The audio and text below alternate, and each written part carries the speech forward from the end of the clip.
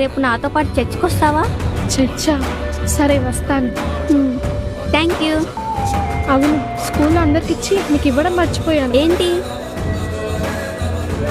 తీసుకో. ఏంటిది? ఇది వెంకటేశ్వర స్వామి ప్రసాదం. వెంకటేశ్వర స్వామి ప్రసాదమ్మా? నాకొద్దు. ఎందుకొద్దు? మేము దేవుడిని నమ్ముకున్నాం. ఇది కూడా దేవుడి ప్రసాదమే. అయినా వద్దు, ఆయన దేవుడు కాదు, సైతాన్. నేను నీ మీదున్న గౌరవంతో రేపు చర్చికి రావడానికి సిద్ధపడ్డాను.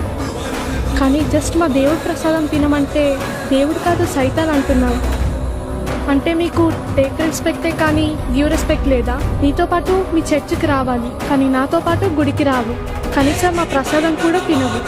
మా దేవుణ్ణి పూజించకపోయినా పర్వాలేదు, ఈ ప్రసాదం తినకపోయినా పర్వాలేదు, కనీసం నన్ను బట్టి మా దేవుణ్ణి గౌరవించవచ్చు కదా. దీనినే పరమత సహనం అంటారు. అది నీకు లేదు.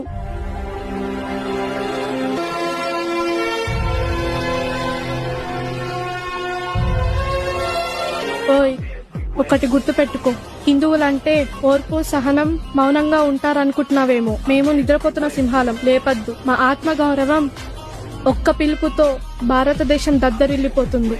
అదే జై శ్రీరామ్.